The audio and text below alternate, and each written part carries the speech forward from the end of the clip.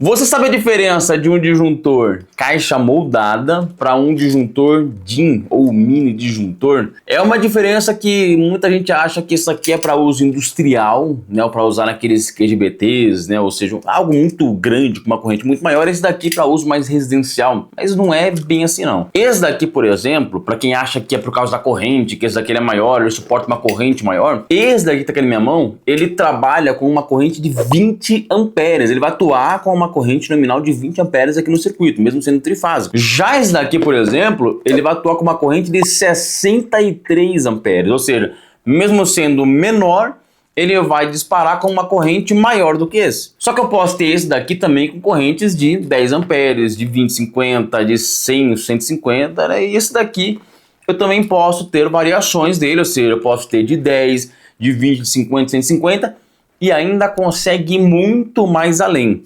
Mas não é só pelo tamanho dele, consequentemente pelo tamanho da entrada dos terminais dele, né? Ou seja, esse daqui, devido ao tamanho dele, chega uma hora que eu não consigo, por exemplo, entrar com um cabo de 95 milímetros aqui.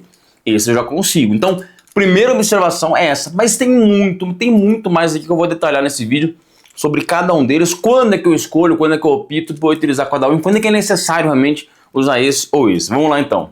Vamos iniciar por esse daqui, que é o chamado mini disjuntor ou disjuntor mini, que também é conhecido como disjuntor DIN. Esse DIN é o formato, né, ou seja, o padrão que ele é construído, a forma como ele encaixa no trilho, a forma como ele fica no painel montado, é um padrão que foi estabelecido, que é esse nome aqui, que é uma norma alemã, que o nome é esse daqui, ó, que eu não sei nem pronunciar isso daqui, mas é um padrão que acabou virando um consenso mundial para disjuntores. Eu sei que tem, você certamente já viu esse modelo aqui, que eles eram chamados de disjuntores NEMA, né? Porque é um padrão norte-americano. E até a forma dele de encaixe é um pouco diferente, né? Porque segue um outro padrão. E esse daqui, provavelmente você que já conhece, trabalha, você sabe que ele é só térmico, né? Ele não tem a bobina de atuação como esse.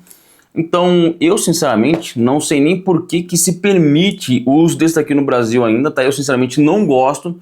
Eu acho que se a gente tem um item muito mais seguro, com muito mais atuação como esse daqui não deveria nem ser permitido. Esse aqui, por exemplo, foi fabricado pela Pial. E não é coisa antiga, não. Isso aqui é novo, tá? Porque o padrão de encaixe dele, ele tem aqui o formato de encaixe NEMA, para aqueles encaixe nos quadros elétricos. E também tem o encaixe para o trilho DIN, tá? Se você colocar ele aqui, ó, ele vai ser o mesmo formato aqui de encaixe do DIN. Você tem o NEMA e DIN. E eu, particularmente, não entendo como é que se permite um negócio disso aqui no Brasil ainda, mas é Brasil, né? Tudo vale aqui, né? Mas esse daqui, que é o que a gente vai focar aqui, que é o padrão DIN, ele é pequeno, ele é compacto, justamente para ocupar menos espaço no painel. Então, a vantagem dele é justamente ocupar menos espaço no painel. Só que você vai perceber que esses daqui, eles têm as curvas de atuação, que podem variar de A, B, C e D. Os mais comuns que você vai conseguir encontrar, praticamente os que você vai conseguir encontrar aqui no Brasil, são os curva B e curva C. Curva A a gente sabe que é quase impossível de encontrar, e o curva D também. O que acontece é que essa curva, ela vai identificar o tempo de atuação dele. Por exemplo, o curva B, ele vai atuar muito mais rápido em um caso, por exemplo, de sobrecarga, do que um disjuntor com curva C. E por quê, né? Por que eu quero um disjuntor que não atue tão rápido?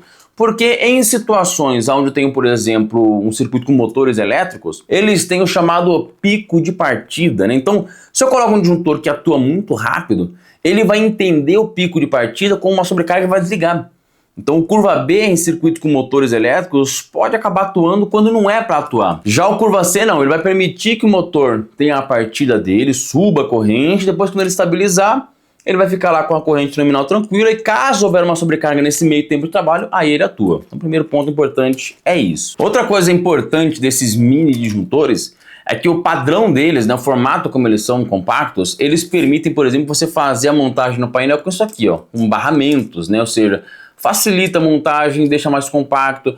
O padrão dele, né, o tamanho, vai acabar se estabelecendo igual ao de outros componentes como os DR, DPS, deixando o painel muito bem montado, compacto, sem ocupar muito espaço, que é excelente realmente para residências, tá? Residências, comércio, você não precisa ter um painel ali muito grande que ficaria até feio, ocuparia espaços ali onde não seria nem um pouco agradável também. Mas calma aí, porque tem uma outra coisa importante quando você vai selecionar esse daqui, que eu vou explicar depois que eu falar sobre esse daqui, ó.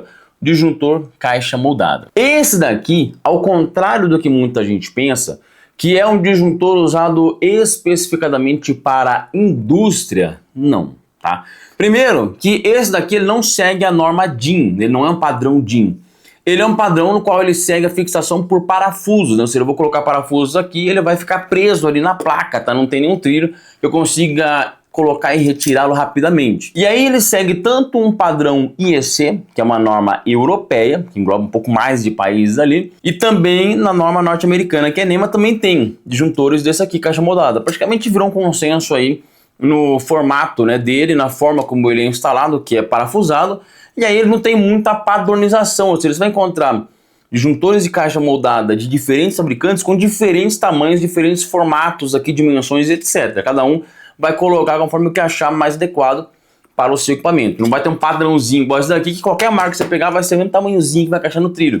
Esse daqui não, vão ter tamanhos diferentes, inclusive com a corrente de atuação dele, consequentemente ele vai ser maior. Você pegar um desse daqui, por exemplo, de 800 amperes, vai ser muito maior do que esse daqui de 20 amperes, ok? Mas aí tem algumas situações que esse disjuntor de caixa moldada ele consegue ajudar que o mini disjuntor não. Como por exemplo isso daqui, ó. Aqui eu tenho uma bobina instalada dentro desse disjuntor. Porque quando eu energizo essa bobina, se ele estiver acionado na posição de ligado, né, se ele está liberado aqui o circuito para trabalhar, eu posso atuá-lo remotamente através de um circuito de comando, de um botão ou através de qualquer outro comando para que ele entre em trip. Ou seja, ele vai atuar remotamente através de um comando, uma emergência, qualquer coisa, eu consigo fazer isso com ele. Coisa que esse daqui não faz. Outra vantagem desse é que você consegue facilmente bloqueá-lo aqui com o uso de um cadeado, por exemplo, para impedir a reenergização. Ou seja, eu posso bloquear o disjuntor não permitindo que qualquer pessoa possa reenergizá-lo. Isso é ótimo, por exemplo, em situações onde eu estou desativando um circuito ou realizando alguma manutenção. Mas eu também posso bloquear o disjuntor com ele ligado. Afinal de contas, esse disjuntor, quando houver uma atuação por sobrecarga ou curto-circuito, que inclusive você pode simular através desse botão aqui, ele irá entrar na posição de trip e não consigo agora reenergizar o disjuntor. Isso é muito bom para garantir que ninguém reenergize um disjuntor que tenha atuado por qualquer motivo. E para eu conseguir reenergizá-lo, eu preciso retirar o bloqueio, colocar novamente na posição de desligado e religá-lo novamente. Então, entendendo mais uma vez, esse disjuntor ele possui três posições, onde a posição de ligado, posição de desligado. Porém, quando ele estiver ligado e ele atuar, ele não vai para a posição de desligado. Como, por exemplo, ocorre com esses disjuntores, onde quando ele está ligado, quando ocorre um curto-circuito ou sobrecarga, ele vai para desligado. E você não acaba sabendo se alguém desligou ou se ele realmente atuou o circuito. Já esse, quando ele estiver ligado, quando ele atuar, que é a mesma coisa que eu vou fazer simulando aqui nesse botão, ele entra na posição chamada trip, aonde eu consigo identificar que ele realmente atuou e não foi simplesmente desligado. Então pronto, esse daqui eu consigo colocar a bobina, consigo colocar cabos com maiores bitolas, ele fica muito mais fácil de acoplar aqui barramentos, né, na posição, no formato de construtivo dele aqui. Tem as opções de bloqueio, que o DIN existem alguns bloqueios, mas não é tão eficiente quanto esse, realmente, de eu conseguir bloquear, mas não para por aí não, tem mais coisa. Quando a gente está falando de um disjuntor, é importante lembrar que ele vai atuar por sobrecarga e curto-circuito. E o curto-circuito é importante que também seja calculado corretamente. Cada circuito tem uma corrente máxima ali que ele vai ter que suportar quando ocorrer um curto-circuito. E uma coisa importante e fácil de vocês entenderem é o seguinte: quanto mais perto o disjuntor estiver do transformador, ou seja, aquele que fica lá no padrão de entrada, maior vai ser a corrente de curto-circuito. Quanto mais longe ele tiver do transformador, menor vai ser essa corrente de curto-circuito, porque eu vou ter uma impedância do circuito aumentando, devido aos cabos, os componentes e tudo mais. Então isso é uma coisa importante de entender, que o disjuntor caixa moldada, por exemplo, o que está lá no padrão, ele precisa ter uma corrente de curto-circuito maior do que o que está lá no quadro disjuntor dentro da casa, instalado no circuito com uma maior distância, tá? Por quê? Porque se ocorrer um curto-circuito, dependendo do ponto ali da residência, da onde tiver a instalação, Se ele não tiver com a corrente de curto-circuito adequada, ele pode danificar e simplesmente não atuar mais. E aí pronto, você colocou a instalação inteira e as pessoas também em risco. E uma observação importante, em circuitos com motores elétricos, se durante o curto-circuito o motor estava em funcionamento, ele vai acabar se tornando ali uma certa fonte, ele vai acabar acrescentando, aumentando a corrente de curto-circuito. Então, por isso que esse daqui ele é muito mais usado em indústria, porque ele possui uma capacidade muito maior de suportar correntes de curto-circuito sem danificar. Olha só isso daqui, ó. Esse daqui, por exemplo, que eu falei que é de 63 amperes, você vê que ele tem marcado 3.000 amperes, ou seja, esse suporta uma corrente que você pode colocar também como 3kA, ou seja, 3.000 amperes. Já esse daqui, por exemplo, ele vem marcado em 220 35kA e em 380 8kA. 8.000 amperes, 35.000 amperes, é muita corrente. E vão ter também, claro, que disjuntores desse com uma capacidade de suportar corrente muito maior também. E normalmente, quando você tem transformadores de maior potência, a impedância do transformador também é diferente. Então precisa calcular, não dá para mim pegar um desse daqui e colocar, por exemplo, em um padrão que está muito próximo de um transformador muito grande. Se houver um curto-circuito, esse carinha aqui não vai aguentar. Tá lembrando que eu tenho, por exemplo, desse modelo aqui, de 1,5kA, de 3kA, de 6kA, e precisa olhar e visualizar onde que você vai estar instalando. Já esse daqui, eu tenho de diversos kA, ou seja, diversas capacidades de suportar corrente de curto-circuito diferentes.